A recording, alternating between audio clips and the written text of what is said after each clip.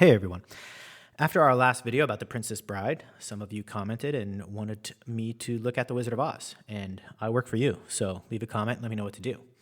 So The Wizard of Oz, there's two main topics that I wanted to address in this video. The first is just looking at The Wizard of Oz in the element of what I would call the modern fable. The Wizard of Oz is one of a few movies. Another one that kind of hits the same tone would probably be Charlie and the Chocolate Factory, of what I would call successful modern fables. We all have fables. You know, they're stories that we tell our kids. They are usually kind of fantastical, but somewhat believable to a child's mind. And they have like a moral underpinning and are great storytelling. They range from, Little Red Riding Hood, Hansel and Gretel, to, we all know fables, right? I mean, Aladdin, a lot of them have been Disneyfied, and that's fine. But The Wizard of Oz was only written in 1902, which is a while ago now. But again, it's to see, there aren't many stories that are told that you can say can become modern fables. You are confident will stand the test of time, and Wizard of Oz is one of them. And the other really interesting thing about The Wizard of Oz is a theory about what it's all really about. Now, keep in mind the movie, the original movie, which came out, I want to say 1920s, maybe 1930s, I think 1920s, was actually based off of a musical.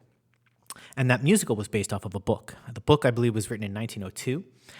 And there are theories that the book is actually an analogy for American politics in the 1890s, specifically monetary and financial policy.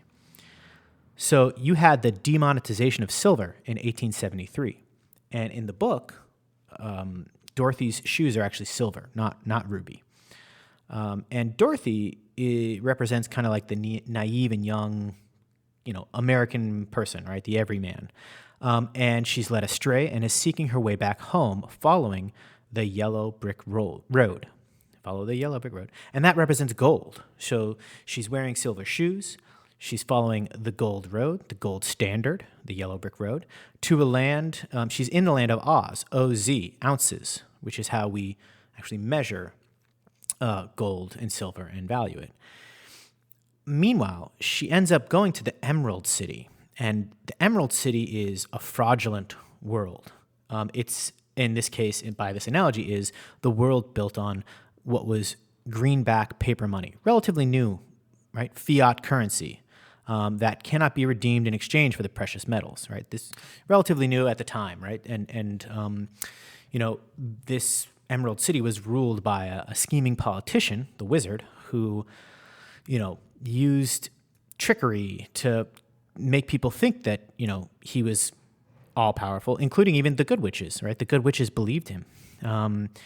And really, he's just kind of selfish. He's an evil humbug in the book, right? In the movie, there's some redeeming qualities to him. But, even when Dorothy comes to him, he sends her, into danger's way to fight against the Wicked Witch of the West because he's actually powerless, right? He kind of even admits it. Also in this analogy, the scarecrow represents the American farmers, and they did have troubles in the late 19th century.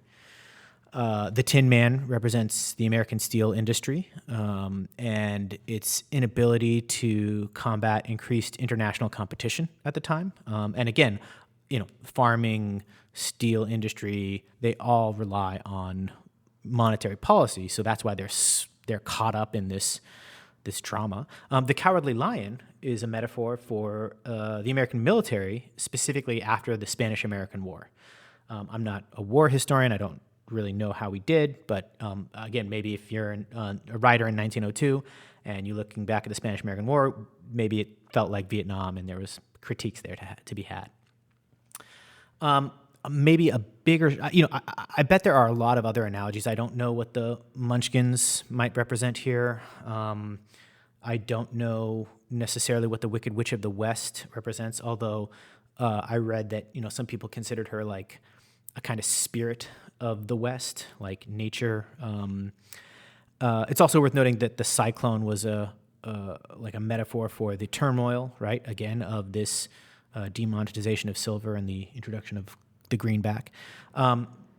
The king of the winged monkeys, the winged monkeys may have represented Native Americans. In the book, in the novel, the king of the winged monkeys tells Dorothy, quote unquote, once we were a free people living happily in the great forest, flying from tree to tree, eating nuts and fruits and doing just as we pleased without calling anybody master. This was many years ago, long before Oz came out of the clouds to rule over this land, end quote.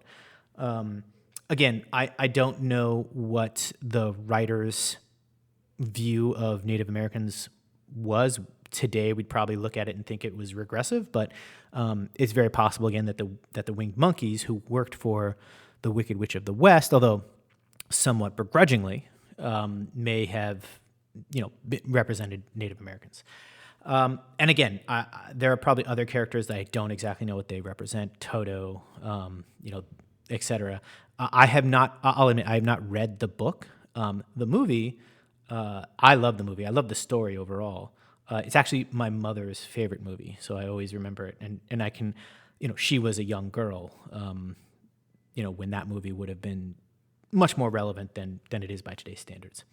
Anyway, so those are two interesting thoughts about The Wizard of Oz. One, just this idea that it really does hold a unique place in modern storytelling, because I do think it is the kind of story that can become a fable that can be told 500 years from now. It'll still be told.